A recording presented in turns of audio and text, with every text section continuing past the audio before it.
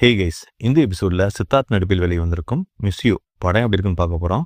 இந்த வீடியோ பிடிச்சிருந்துச்சுன்னா லைக் பண்ணுங்கள், ஷேர் பண்ணுங்கள், உங்கள் கருத்துக்களை கமெண்ட் செக்ஷனில் பதிவு பண்ணுங்கள். இந்த சேனல் நீங்கள் இன்னும் சப்ஸ்கிரைப் பண்ணலைன்னா மறக்காமல் சப்ஸ்கிரைப் பண்ணுங்கள். வாங்க படம் எப்படி இருக்குன்னு பார்க்கலாம். ஒரு லவ் ஸ்டோரிடா, எனக்கு இன்னொரு சான்ஸ் கொடு. இந்த படத்தோட கதை என்னன்னா, சினிமாவில் டேரக்டர் ஆகிறதுக்கு சான்ஸ் தள்ளிட்டு இருக்காரு சித்தார்த். இவருக்கு எல்லா விஷயத்துலையும் முன்னுக்குன்னு கோவம் வரும்.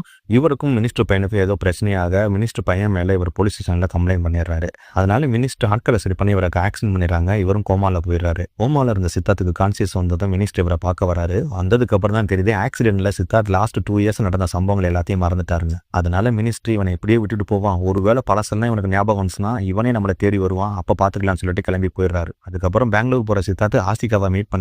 பார்த்ததும் லவ் வந்துடுது. ஆனால் இவருக்கு எங்கேயும் இவங்களை ஏற்கனவே மீட் பண்ண மாதிரி ஒரு ஃபீல் இருந்துகிட்டே இருக்கு. ஆனால் ஆசிகா இவரை திரும்பி கூட பார்க்க மாட்டாங்க. ஆசிகா சித்தார்த்துக்கு உண்மையிலே யாரு? சித்தார்த்துக்கு பழைய விஷயங்கள் ஞாபகம் வந்துச்சா இல்லையா? மினிஸ்டர் பையனுக்கும் சித்தார்த்துக்கும் அப்படி என்னதான் பிரச்சனை? இதுதான் இந்த படத்தோட கதை. அந்த பொண்ணை மறக்க முடியாது, எனக்கு அந்த பொண்ணு தான் பிடிச்சிருக்கு. இந்த படத்தோட கதை ரொம்ப நார்மலாக தான் ஸ்டார்ட் ஆகுது. சித்தார்த்துக்கு தேவையில்லாத ஒரு இன்ட்ரோ சாங் வேற. கதையில் நடந்த ஒரு முக்கியமான விஷயத்த மூடி மறைக்கிறதுக்கு ரொம்பவே கஷ்டப்படுறாங்க ஃபர்ஸ்ட் ஹாஃபில். இப்படி ஃபர்ஸ்ட் ஹாஃப் ரொம்ப ஆவரேஜாக தான் போச்சு.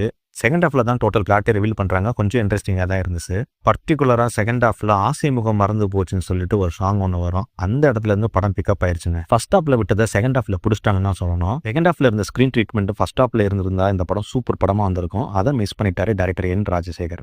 நீங்கள் அந்த பொண்ணு வேணுமா வேணாமா ஒரு டிசைட் பண்ணிட்டீங்கல்ல, இப்போ அந்த பொண்ணு நீங்கள் வேணுமா வேணாமா டிசைட் பண்ண போது.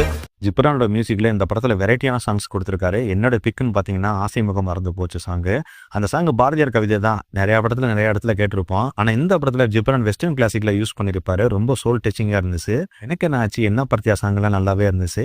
பேக்ரவுண்ட் ஸ்கோரை பொறுத்த வரைக்கும் ஜிப்ரானோட ஒர்க்கை பற்றி சொல்ல தேவையே இல்லை. சூப்பராக பண்ணியிருந்தாரு. பர்டிகுலராக செகண்ட் ஹாஃபில் பின்னி பெடர் எடுத்துட்டாரு. சூப்பர். நீ நினைக்கிற பொண்ணு செஞ்சாலாம் கொண்டு வர முடியாது. பொண்ணுடா கொஞ்சம் முன்ன பொண்ணாக தான் இருக்கும். சினிமாட்டோகிராஃபி கேஜி வெங்கடேஷ் பண்ணியிருக்காரு. ஒரு லவ் ட்ராமாக்கு என்ன தேவையோ ஒவ்வொரு ஃப்ரேமும் அழகாக கம்போஸ் பண்ணியிருக்காங்க. எக்ஸாம்பிளுக்கு மொட்டை மாடியில் ஒரு சாங் ஒன்று வரும், ஆசை முகம் மறந்து போச்சுன்னு. அந்த சாங்கில் இவங்க யூஸ் பண்ண லைட்டிங்கும் சரி, லென்ஸும் சரி, அவ்வளோ பெர்ஃபெக்டாக இருந்துச்சு. சூப்பர். பெங்களூர் ஒரு வாரம் தான் ஆகுது, அதுக்குள்ள ஒரு லவ் ஃபெயிலியர் வேற.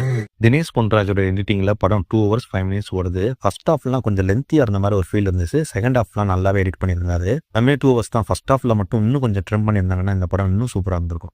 நைட் ஷோலாம் நான் போனதே இல்லை. தூக்கம் வந்துச்சுன்னா என்ன பண்றது? பெர்ஃபார்மன்ஸ் வைஸ் பார்த்தோம்னா சித்தார்த் தான் படம் ஃபுல்லாக வராரு. அதுவே நம்மளை கொஞ்சம் டயர்டாக தான் செய்யுது. நல்லா தான் நடிச்சிருக்காரு. ஒரு சில இடத்துல மட்டும் ஒரே மாதிரி சோகமாக இருக்கிற மாதிரி ஒரே ரியாக்ஷன் தான் திருப்பி கொடுத்துட்டே இருக்காரு. ஃபியூச்சர்ல அவர் நடிக்க போகிற படங்கள்ல அதை மட்டும் கொஞ்சம் சேஞ்ச் பண்ணாருன்னா இன்னும் நல்லா இருக்கும். டைரக்டர் தான் ஆகணும், ஏன் ஹீரோ மாதிரி நடந்துக்கிற? ஆசிகாவை ஃபர்ஸ்ட் ஹாஃப்ல பார்க்கும்போது படம் பார்க்குற நமக்கே அவ்வளோ விருப்பம் வரும். நல்லா புரிஞ்சுக்குங்க, அந்த அளவுக்கு தான் அந்த கேரக்டர் ஸ்கெச் பண்ணியிருக்காங்க. ஆனால் செகண்ட் ஹாஃப்ல அந்த கேரக்டருக்கு அப்படி ஒரு டிரான்ஸ்ஃபார்மேஷன் வச்சிருப்பாங்க. அந்த சுப்புலட்சுமி கேரக்டராகவே தான் வளர்ந்துருக்காங்கன்னு சொல்லணும். அந்த அளவுக்கு சூப்பராக நடிச்சிருக்காங்க. சூப்பர். ஒரு எம்எல்ஏ அடிச்சு வச்சு ஆட்சியை பிடிச்சிங்களே, கில்லி மூவ் சார். கருணாகரன், பாலசரவணன், லொலுசபா மாறன்லாம் காமெடிக்கு யூஸ் பண்ணியிருக்காங்க. ஆனால் எதிர்பார்த்த அளவுக்கு காமெடி ஒர்க் அவுட் ஆகல. ஆடுகளம் நரேன், ஜெயபிரகாஷ், பொன்வனன்லாம் அவங்களுக்கு கொடுத்த கேரக்டர் நல்லாவே பண்ணியிருந்தாங்க. வில்லனா சரத் லோஹித் ஹஸ்வான் நடிச்சிருக்காரு. நல்லாவே நடிச்சிருந்தாரு. ஆனால் இவரோட கேரக்டர் ஆர்க்கு கொஞ்சம் இன்கம்ப்ளீட்டாக தான் இருந்துச்சு. ஏன்னா அந்த கேரக்டருக்கு இவங்க கொடுத்த பில்டப்புக்கு ஒரு ப்ராப்பரான எண்டிங் கொடுக்கவே இல்லை. நான் டெல்லியில காலில் விழல, சென்னையில ஏன் காலில் விழறாங்க? ஓவராலாக இந்த படம் எப்படி இருந்துச்சுன்னா, இந்த படத்தில் ஒரு டைலாக் வரும், இந்த உலகத்தில் மறதினால கஷ்டப்படுறவங்களோட தன் நினைவுகளால் கஷ்டப்படுறவங்க தான் அதிகம்னு. அப்படி ஃபர்ஸ்ட் ஹாஃபில் வர சில குறைகளை மறந்துட்டு செகண்ட் ஹாஃப் மட்டும் நீங்கள் எடுத்துக்கிட்டீங்கன்னா இந்த படம் உங்களுக்கு சூப்பராக ஒர்க் அவுட் ஆகும். பர்டிகுலராக நீங்கள் லவ் பண்ணுறீங்கன்னா இந்த படம் உங்களுக்கு தான். இந்த படத்தில் ரத்தம் தெரிக்கிற காட்சிகளோ செக்ஸுவல் சீன்ஸ்லாம் எதுவுமே இல்லை. இந்த படத்தை தாராளமாக ஃபேமிலியோட தியேட்டரில் போய் பார்க்கலாம். இந்த படத்துக்கு நான் தர ரேட்டிங் 3.5 out of 5. ஒருவேளை நீங்கள் இந்த படம் பார்த்துட்டீங்கன்னா நீங்கள் என்ன ரேட்டிங் தருவீங்கன்னு சொல்லிட்டு கமெண்ட் செக்ஷனில் பார்த்து சொல்லுங்கள். இந்த வீடியோ பிடிச்சிருந்துச்சுன்னா லைக் பண்ணுங்கள், ஷேர் பண்ணுங்கள், உங்கள் கருத்துக்களை கமெண்ட் செக்ஷனில் பதிவு பண்ணுங்கள். இந்த சேனலை நீங்கள் ஒன்றும் சப்ஸ்கிரைப் பண்ணலைன்னா மறக்காமல் சப்ஸ்கிரைப் பண்ணுங்கள். மீண்டும் அடுத்த வீடியோவில் சந்திப்போம். நான் உங்கள் கான்காட். நீங்கள் பார்த்து ரசித்தது சினிமா வித் கான்காட்.